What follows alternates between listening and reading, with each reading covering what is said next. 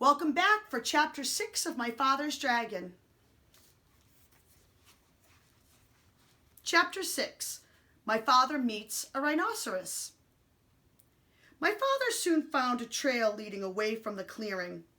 All sorts of animals might be using it too, but he decided to follow the trail no matter what he met because it might lead to the dragon. He kept a sharp lookout in front and behind and went on. Just as he was feeling quite safe, he came around a curve right behind the two wild boars. One of them was saying to the other, "Did you know that the tortoises thought they saw Monkey carrying his sick grandmother to the doctor's last night? But Monkey's grandmother died a week ago, so they must have seen something else. I wonder what it was." "I told you that there was an invasion afoot," said the other boar, "and I intend to find out what it is. I simply can't stand invasions." "Me neither," said a tiny little voice. "I mean, me neither." And my father knew that the mouse was there too. "Well," said the first boar, "you search the trail up this way to the dragon. I'll go back down the other way through the big clearing, and we'll send Mouse to watch the ocean rocks in case the invasion should decide to go away before we find it." My father hid behind a mahogany tree just in time, and the first boar walked right past him. My father waited for the other boar to get a head start on him, but he didn't wait very long because he knew that when the first boar saw the tigers chewing gum in the clearing, he'd be even more suspicious. Soon the trail crossed a little brook, and my father, who by this time was very thirsty, stopped to get a drink of water. He still had on his rubber boots, so he waded into a little pool of water and was stooping down when something quite sharp picked him up by the seat of his pants and shook him very hard. "Don't you know that's my private weeping pool?" said a deep, angry voice. My father couldn't see who was talking because he was hanging in the air right over the pool. But he said, "Oh no, I'm so sorry. I didn't know that everybody had a private weeping pool." "Everybody doesn't," said the angry voice. "But I do because I have such a big thing to weep about, and I drown everybody I find using my weeping pool." With that, the animal tossed my father up and down over the water. "What is it that you weep about so much?"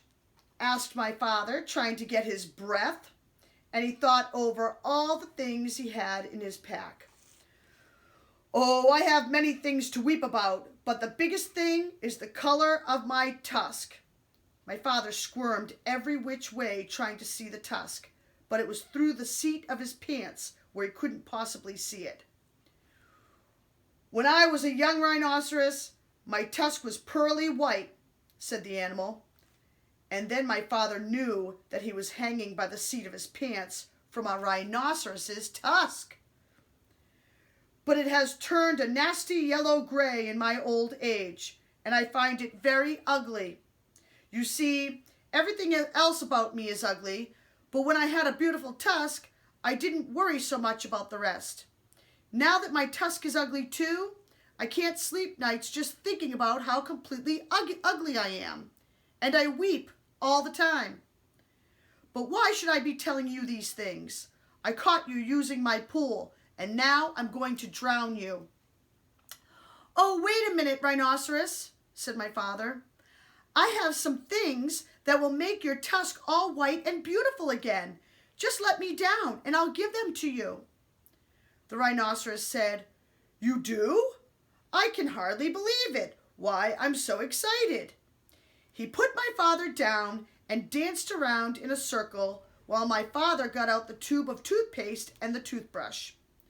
"Now," said my father, "just move your tusk a little nearer, please, and I'll show you how to begin." My father wet the brush in the pool, squeezed on a dab of toothpaste, and scrubbed very hard in one tiny spot. Then he told the rhinoceros to wash it off. And when the pool was calm again, he told the rhinoceros to look in the water and see how white the little spot was.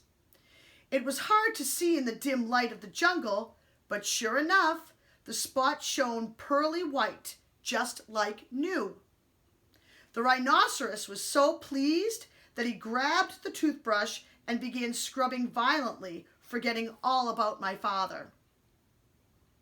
Just then, my father heard hoof steps, and he jumped behind the rhinoceros. It was the boar coming back from the big clearing where the tigers were chewing gum. The boar looked at the rhinoceros, and at the toothbrush, and at the tube of toothpaste, and then he scratched his ear on a tree. "Tell me, rhinoceros," he said, "where did you get that fine tube of toothpaste and that toothbrush?" "Too busy," said the rhinoceros, and he went on brushing as hard as he could. The boar sniffed angrily and trotted down the trail toward the dragon, muttering to himself, "Very suspicious.